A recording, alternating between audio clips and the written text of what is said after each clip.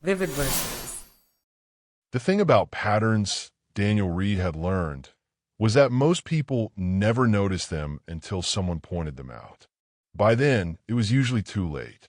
He noticed them everywhere, in the way light filtered through the birch trees behind his rental house in Ashmont, creating the same dappled shadows at 7:47 each morning. In the rhythm of Mrs. Chin's footsteps on the apartment above his office, always heaviest on Wednesdays when her daughter visited. In the stock patterns of the regional pharmaceutical companies he analyzed for Westfield Analytics, where a 2% dip in Q3 almost always preceded a surge in Q1. Patterns were reliable. Patterns made sense.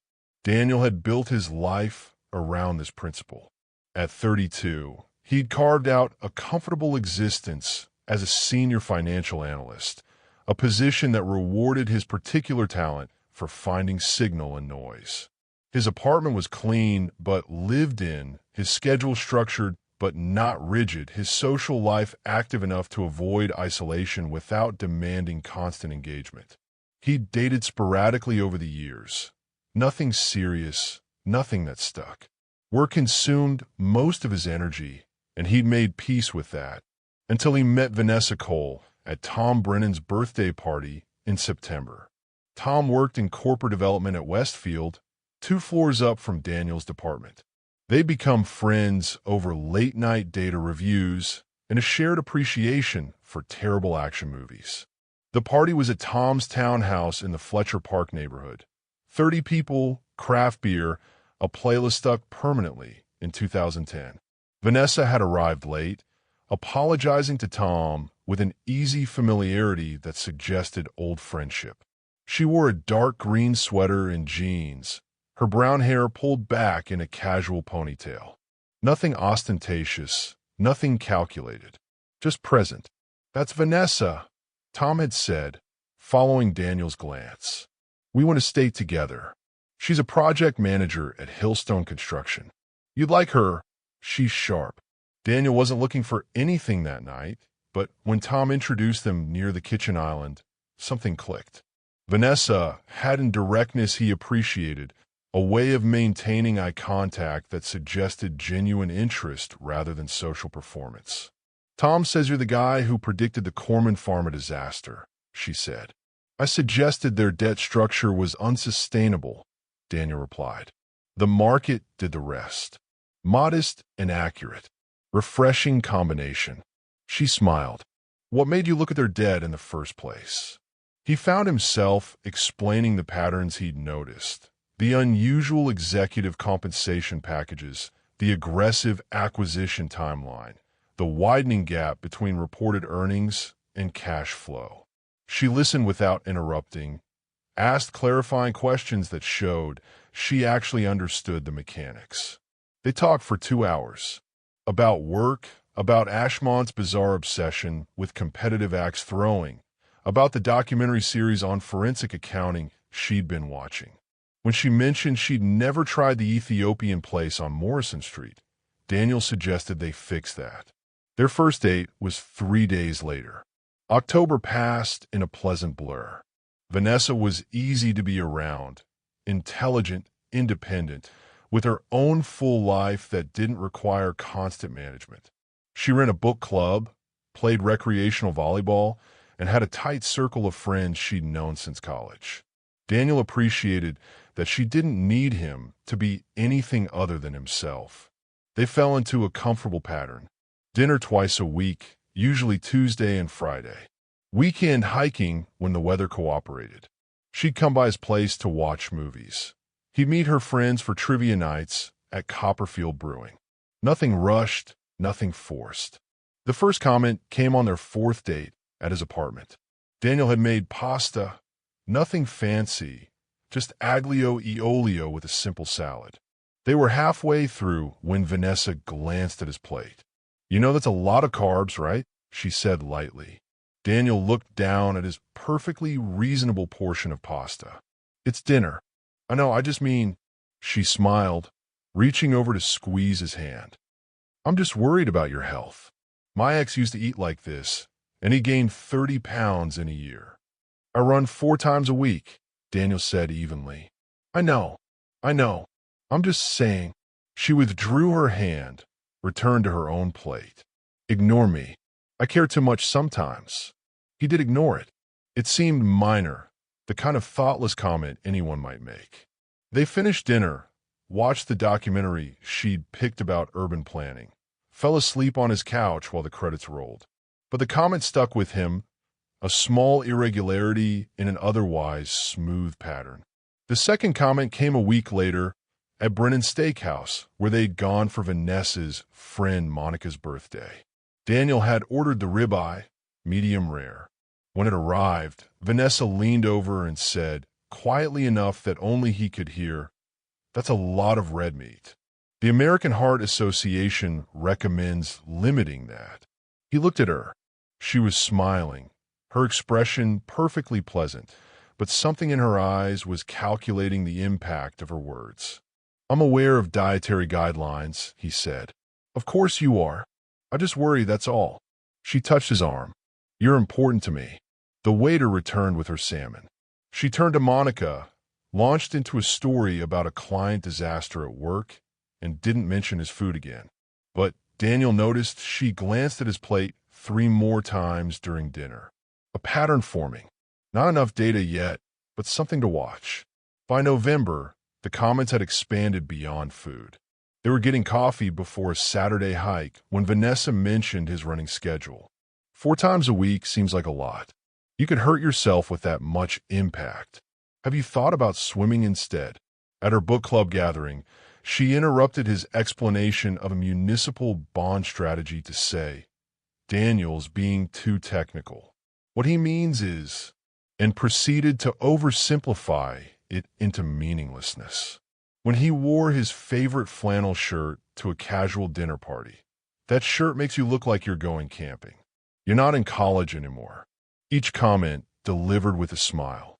Each one framed as concern, as helpfulness, as care. Daniel didn't react.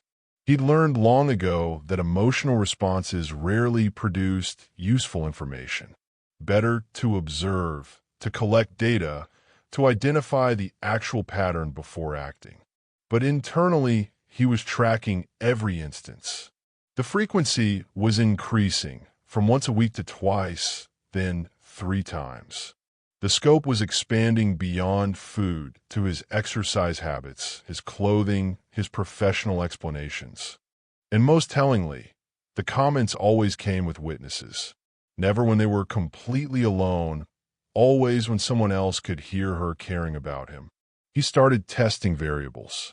One Thursday, he deliberately wore a button-down shirt she'd previously approved of to a dinner with her volleyball friends. No comment. The next week, he wore a different flannel to the same venue. "Daniel, that color washes you out. Didn't I mention that before?" When he ordered a burger at lunch with her and Tom, she said nothing. When he ordered the same burger at dinner with her and Monica, "Are you sure? That's a lot of calories for one meal." The pattern was clear now. The comments weren't about health or appearance or genuine concern. They were about control, about establishing a dynamic where she could correct him publicly, positioning herself as the more competent partner managing his deficiencies. He could see the long game, too. This was early-stage training, testing his boundaries, seeing what level of management he'd accept. If he tolerated this, it would expand. His work decisions would need her input. His friendships would need her approval. His weekend plans would need her permission, all framed as her just trying to help, just worried, just caring so much. The smart move would be to end it now, cleanly, before the pattern locked in. But Daniel was curious. He wanted to understand the full scope, to see exactly how far she intended to push before he shut it down.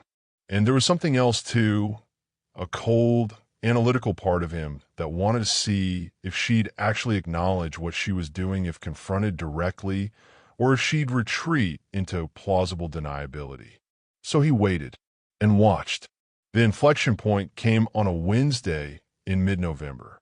Daniel had been working on a major presentation for Westfield's executive committee, a comprehensive analysis of regional healthcare stocks that would determine the firm's Q1 investment strategy.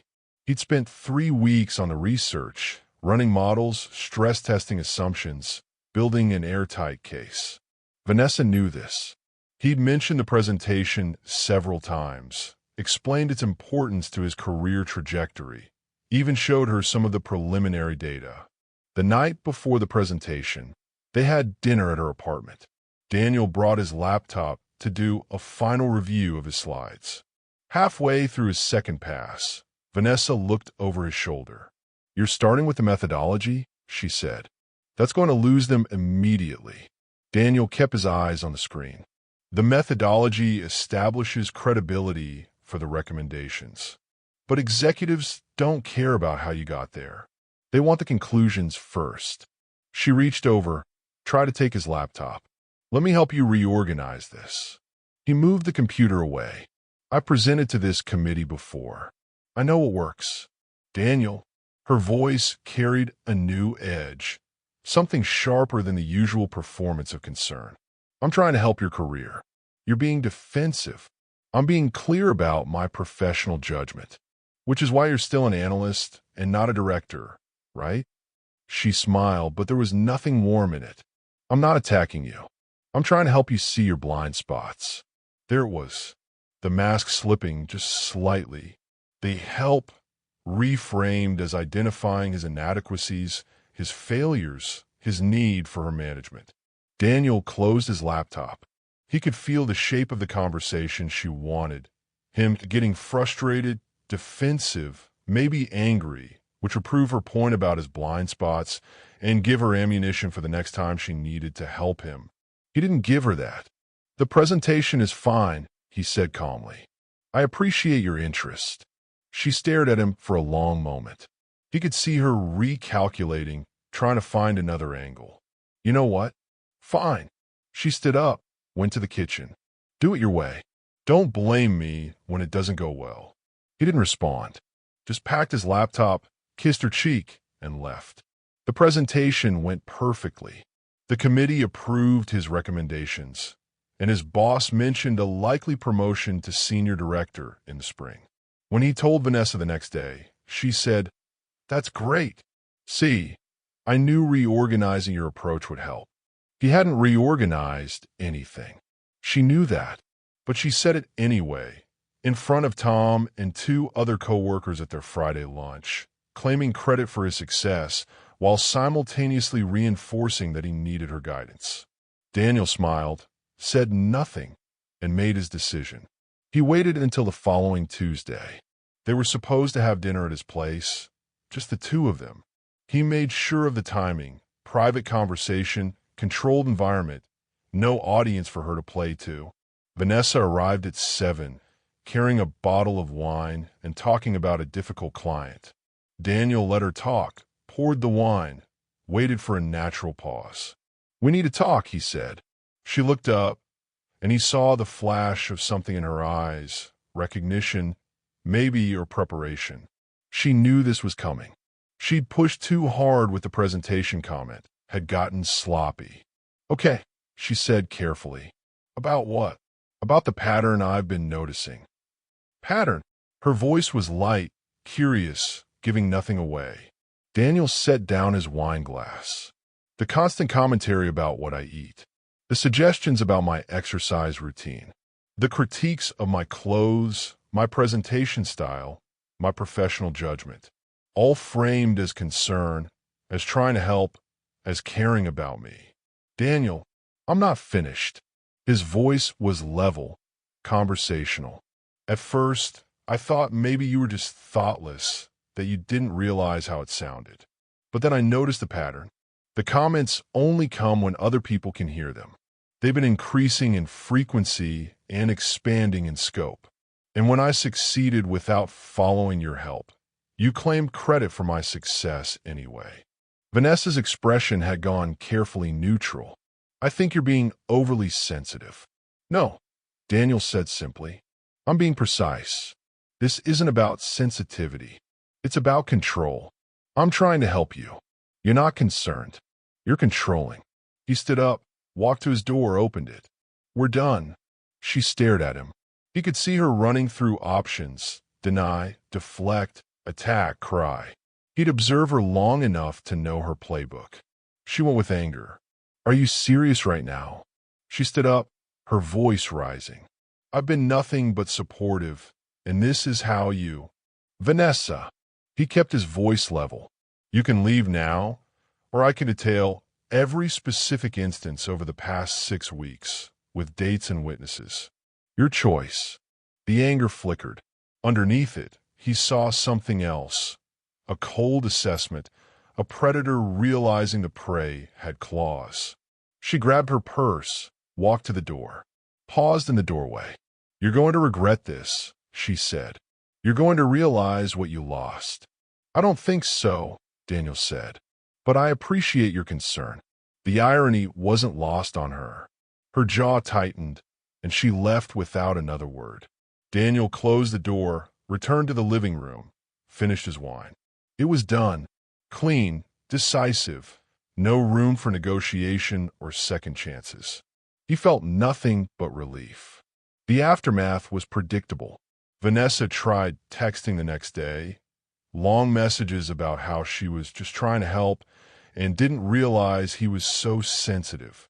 Daniel didn't respond. She called twice. He didn't answer. She tried to corner him at Copperfield Brewing during a trivia night, but he saw her coming and left before she could make a scene. After a week, she gave up on direct contact and moved to social pressure. Tom got a call from Monica asking what happened between Daniel and Vanessa. "She's really hurt," Monica said. She thought they were building something real. Tom, to his credit, asked Daniel directly. "She had a pattern of trying to control me," Daniel explained. "I ended it." "Control how?" Daniel detailed 3 specific examples. Tom listened, frowned, nodded slowly. "Yeah," he said finally. "I can see that." Monica mentioned Vanessa's last boyfriend complained about the same thing. Thought he was just being defensive, but maybe not.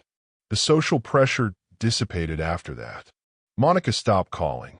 Vanessa's book club friends stopped giving Daniel cold looks at the coffee shop. Life returned to its normal patterns.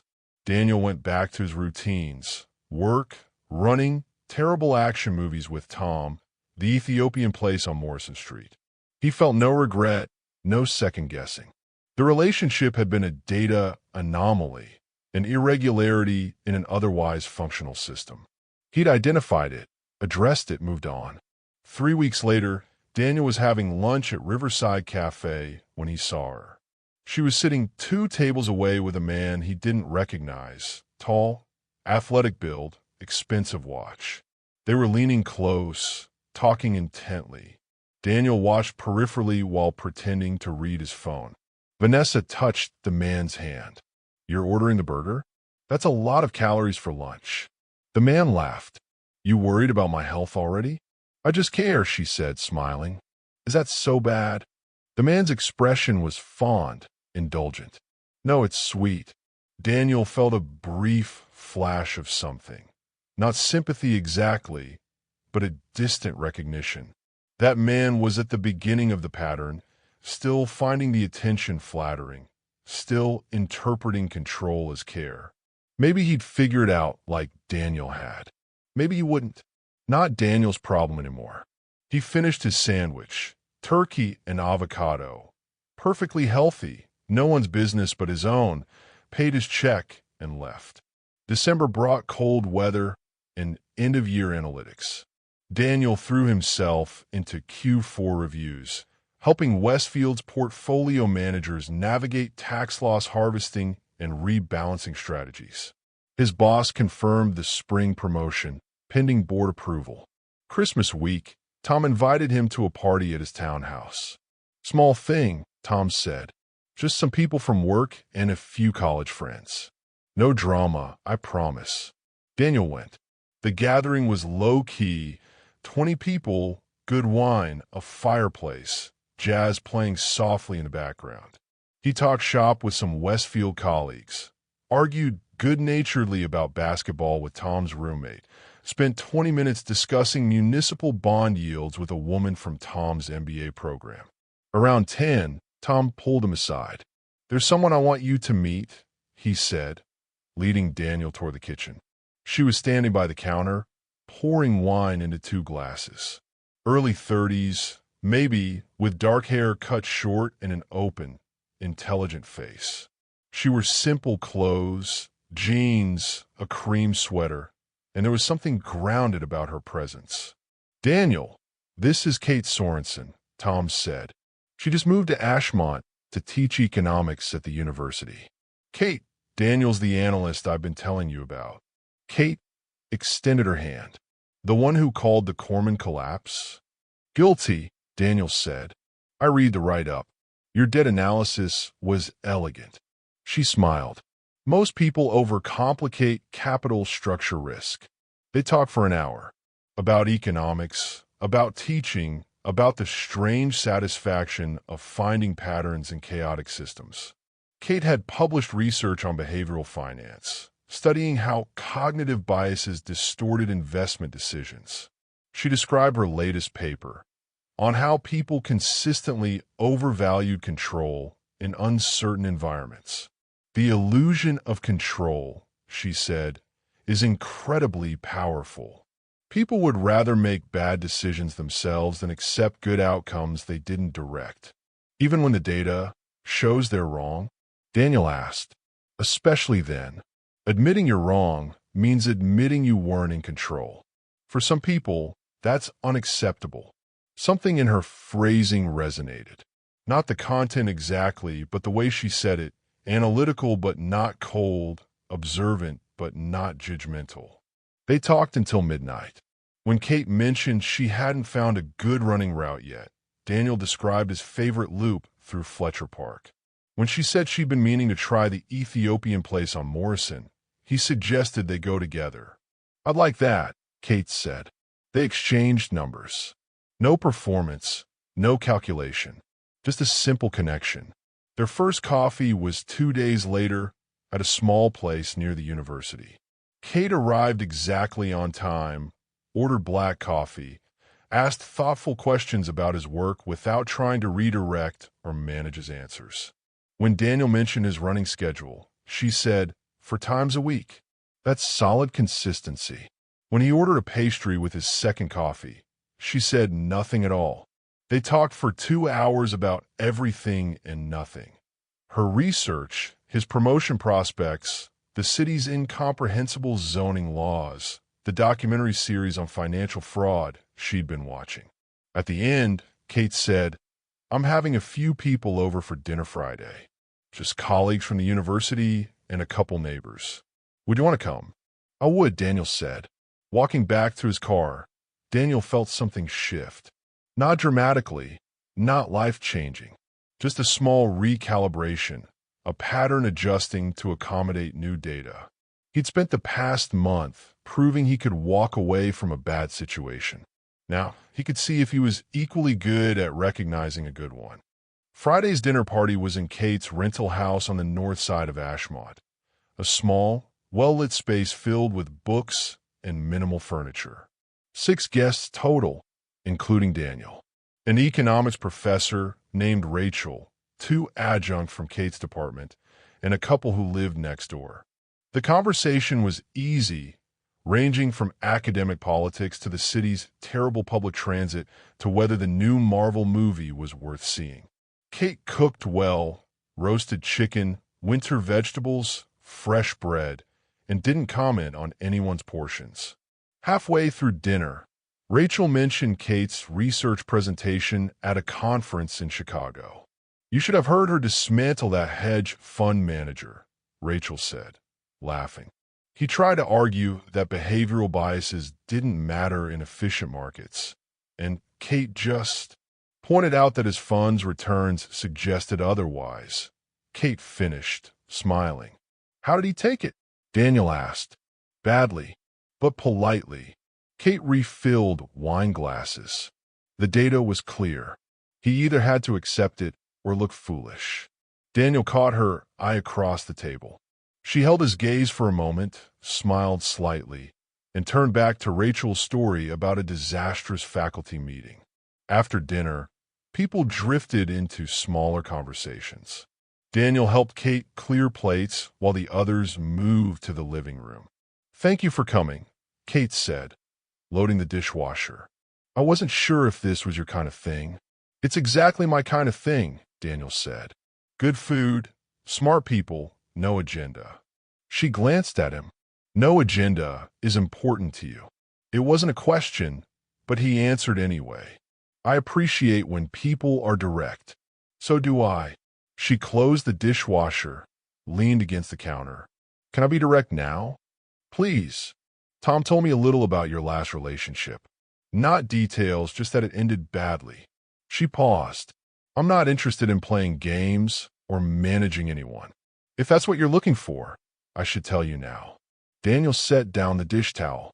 "That's the opposite of what I'm looking for." "Good." She smiled. Then we're on the same page. They returned to the living room, joined the debate about whether the university should invest in new lab equipment or faculty housing. Daniel found himself relaxing into the evening, into the easy rhythm of conversation with people who said what they meant and meant what they said. Around 11, guests started leaving. Daniel helped Kate finish cleaning up, then walked toward the door. "The Ethiopian play Sunday?" he asked. "If you're still interested." "Absolutely," Kate said. "Noon. Noon works." He drove home through quiet streets. Ashmont's downtown lit up for the holidays. Light snow beginning to fall. The city looked peaceful, orderly, its patterns visible in the regular spacing of streetlights and the grid of intersections. Daniel had always understood systems. He knew how to read data, how to identify anomalies, how to cut losses when something wasn't working. But he was learning something new now, that the same analytical skills that helped him walk away from bad patterns could help him recognize good ones. That discipline wasn't just about saying no to the wrong things, but also about saying yes to the right ones. Kate was a good pattern. He could see it in the way she communicated directly, respected boundaries, existed independently without needing to control or manage. No performance, no hidden agenda, no slow erosion of autonomy disguised as care.